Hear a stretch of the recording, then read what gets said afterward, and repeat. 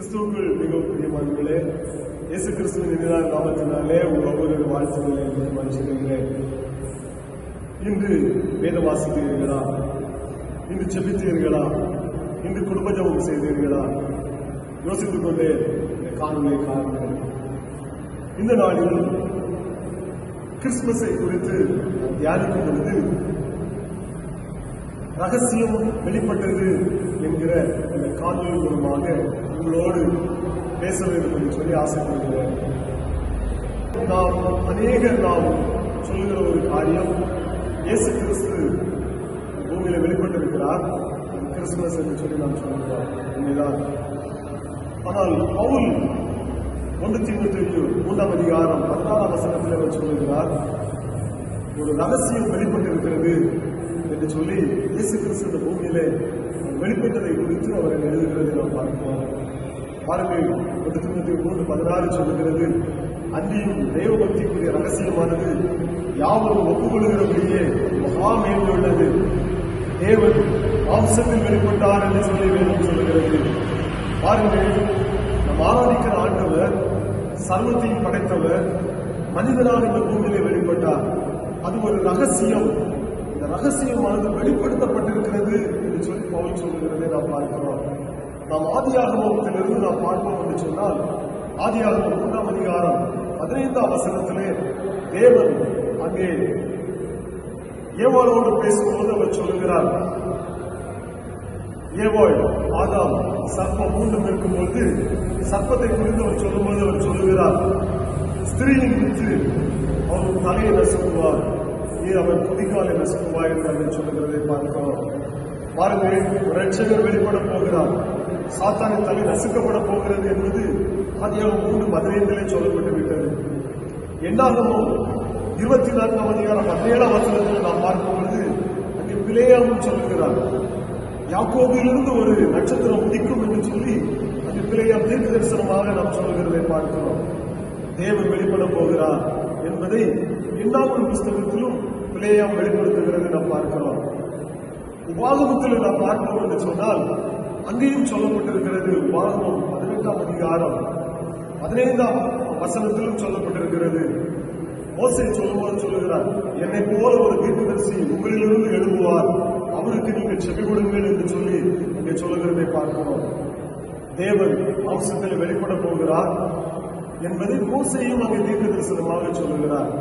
அவர்கள் ஏசாயா தீர்க்கதரிசி சொல்லும்போது அவர் சொல்லுகிறார், ஏசாயா 9ஆம் அதிகாரம் 6ஆம் வசனத்திலே சொல்லப்பட்டிருக்கிறது, நமக்கு ஒரு பாலகன் பிறந்தார், நமக்கு ஒரு குமாரன் கொடுக்கப்பட்டார், கர்த்தர் தோள் மேல் இருக்கும், நாமும் அதிசயமானவர், ஒரு ஆலோசனை கர்த்தர் என்று சொல்லி இயேசு கிறிஸ்து வெளிப்பட போகிறதை ஏசாயா தீர்க்கதரிசி மூலமாகவும் ஆண்டவர் வெளிப்படுத்துகிறார்.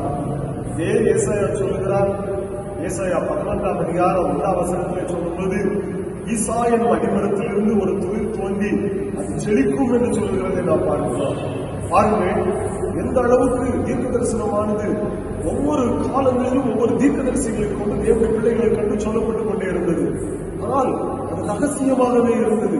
யார் எப்படி என்று எதுவுமே தெரியவில்லை. இதே ஏசாயா சொல்லும்போது சொல்லுகிறார், ஒரு குமாரன் பிறப்பால், ஒரு கன்னி கர்ப்பவதி ஆகி ஒரு குமாரனை பெறுவாள், ஒரு இம்மானுவேல் என்று பெயரிடுவாயாக என்று சொல்லப்பட்டிருக்கிறது. ஆனால் யார் எங்கே பிறப்பால் தெரியவே இல்லை.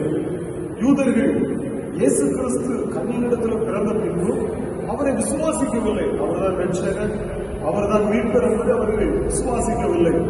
எனவே தான் யோவான் சுவிசேஷத்தில் எழுதும்போது யோவான் 1ஆம் அதிகாரம் 1ஆம் வசனத்தில் யோவான் சொல்கிறார், ஆதியிலே வார்த்தை இருந்தது, அந்த வார்த்தை தேவனிடத்தில் இருந்தது, அந்த வார்த்தை தேவனாயிருந்தது என்று அவர் சொல்கிறார்.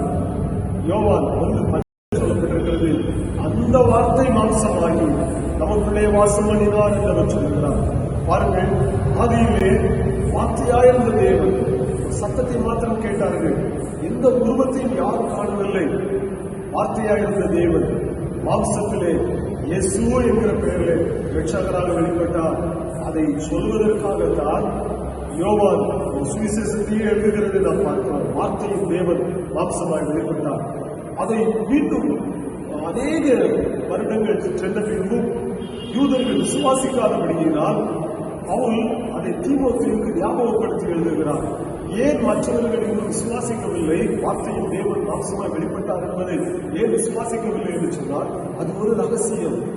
தேவன் மாம்சத்தில் வெளிப்பட்டிருக்கிறார் என்பதை யாரும் ஏற்றுக்கொள்ளவில்லை. அன்றைக்கு அதைத்தான் அவர் சொல்லுகிறார் தீமோத்தேயுவே, அது ஒரு தேவ பக்திக்குரிய ஒரு ரகசியம். அது நமக்கு வெளிப்படுத்தப்பட்டிருக்கிறது. அதை நீ விசுவாசிக்க வேண்டும், நீ அதை குறித்து போதிக்க வேண்டும் என்று சொல்லி அவர் அங்கே அழுத்தம் திருத்தமாக 1 தீமோத்தேயுவுக்கு 3ஆம் அதிகாரம் 16ஆம் வசனத்தில் அவர் சொல்லுகிறதை பார்க்கிறோம். அழகாக சொல்லுகிறார், தேவன் மாம்சத்தில் வெளிப்பட்டார். அவர் ஏன் மாம்சத்தில் வெளிப்பட வேண்டும்?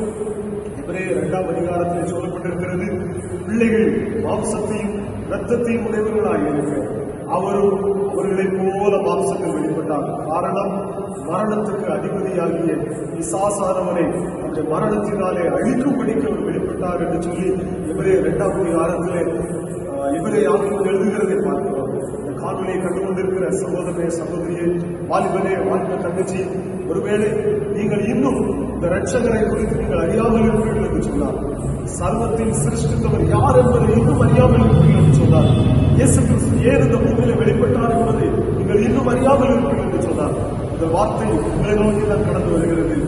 வார்த்தையாகிய தேவன் சர்வத்தையும் படைத்தவர் இயேசு என்கிற பெயரிலே ரட்சகராக உங்களுக்காக வெளிப்பட்டிருக்கிறார்.